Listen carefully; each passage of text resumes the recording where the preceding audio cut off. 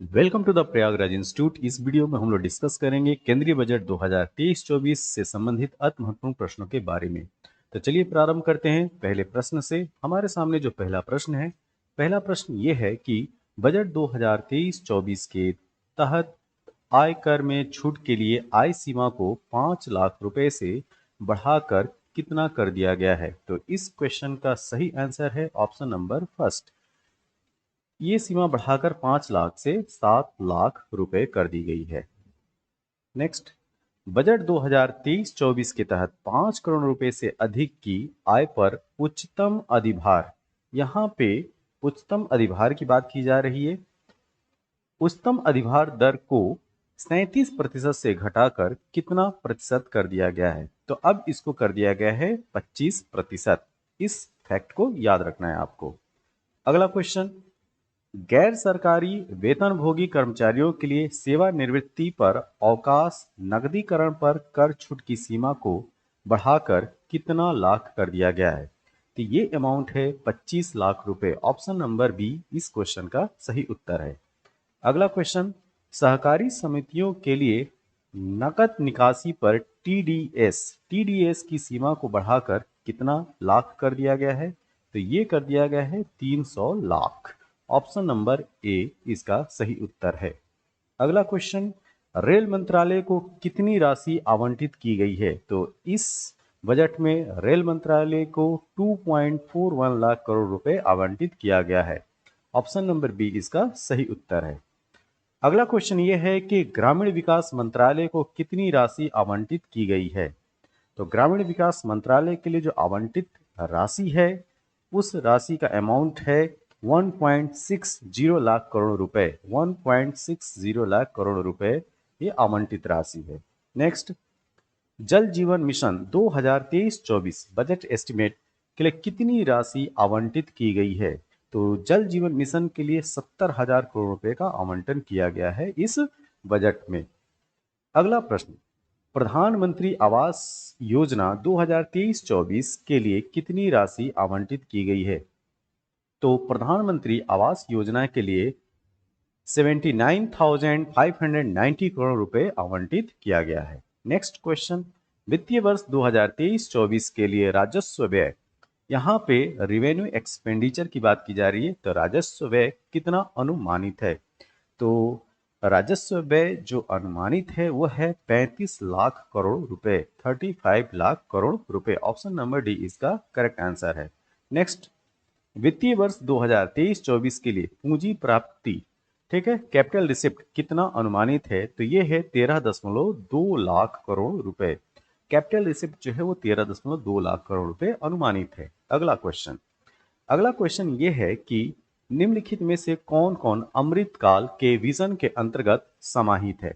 यहाँ पे 3 ऑप्शन है। पहला ऑप्शन है युवाओं पर ध्यान देने के साथ नागरिकों के लिए अवसर, दूसरा है विकास और रोजगार सृजन करना, और तीसरा है मजबूत और स्थिर वृहद आर्थिक पर्यावरण। तो यहाँ पे तीनों के तीनों ऑप्शन सही है। इस प्रकार जो सही उत्तर है ऑप्शन नंबर सी 1, 2 एंड 3। तो 1, 2, 3 इसका सही उत्तर है। सप्तऋषि सप्तऋषि की प्राथमिकताओं में समाहित है।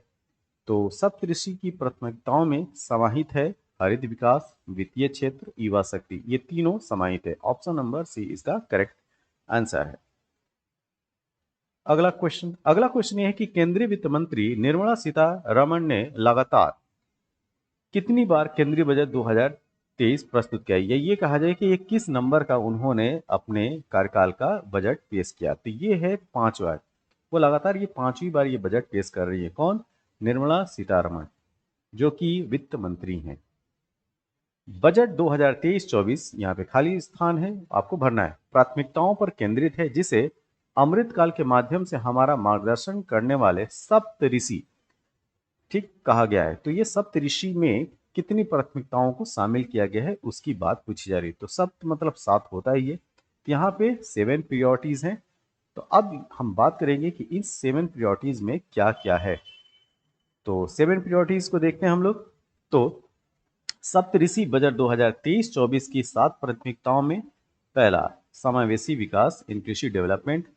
दूसरा है आखिरी व्यक्ति तक पहुंच, तीसरा है अवसंरचना एवं निवेश मतलब इंफ्रास्ट्रक्चर एंड इन्वेस्टमेंट, चौथा है क्षमता का विकास, पांचवा है हरित विकास ग्रीन डेवलपमेंट, छठा है युवा शक्ति यूथ पावर, और सेवेंथ नंबर का है वित्तीय क्षेत्र फाइनेंस सेक्टर। तो ये जो है 7 प्राथमिकताएं हैं बजट 2023-24 के सप्तऋषि के तहत।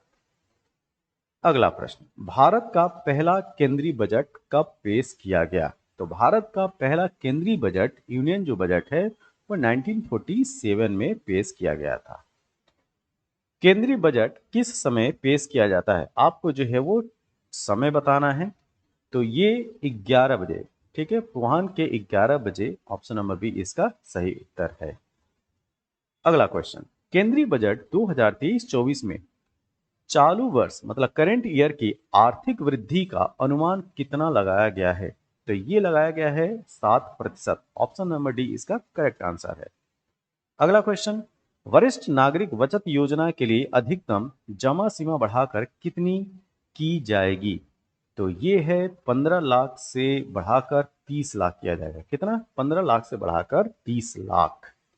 अगला क्वेश्चन, प्रधानमंत्री आवास योजना के परिव्यय, ठीक है, एक्सपेंडिचर को 66%, 66% से बढ़ाकर कितना कर दिया गया है? तो ये अमाउंट है option number B 79,000 crore, 79,000 crore, ठीक, 79,000 करोड़। प्रधानमंत्री आवास योजना के जो खर्चा था उसको 66% बढ़ाकर इतना कर दिया गया, तो 79,000 करोड़, इतना ये याद रखिएगा।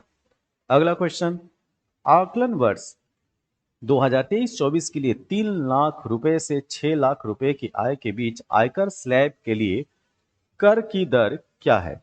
तो ये रेट है 5%, ऑप्शन नंबर बी। अगला क्वेश्चन, आकलन वर्ष 2023-24 के लिए 9 लाख रुपए से 12 लाख रुपए की आय के बीच आयकर स्लैब के लिए कर की दर कितनी रखी गई है? तो ये रखी गई है 15%, ऑप्शन नंबर डी। अगला क्वेश्चन, वित्त मंत्री निर्मला सीतारमण ने किस वर्ष बजट ब्रीफकेस को राष्ट्रीय प्रतीक वाले पारंपरिक बही खाता से बदल दिया है? तो ये वर्ष था 2019, option number A.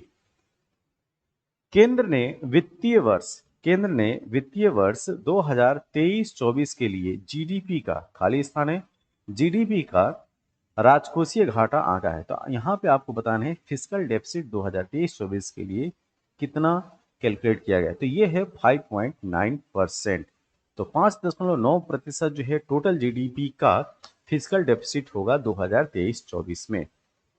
Next, come carbon वाली अर्थव्यवस्था को स्थानांतरित करने और जीवाश्म ईंधन फॉसिल फ्यूल्स पर निर्भरता को कम करने के लिए राष्ट्रीय हरित hydrogen mission, national green hydrogen mission के लिए कितना बजट आवंटित किया गया है? ये बहुत इंपॉर्टेंट क्वेश्चन है। तो ये जो अमाउंट है 19,900 करोड़ रुपए, 19,900 करोड़ रुपए जो है इसके लिए आवंटित किया गया है। तो मिशन का क्या नाम है? National green hydrogen mission.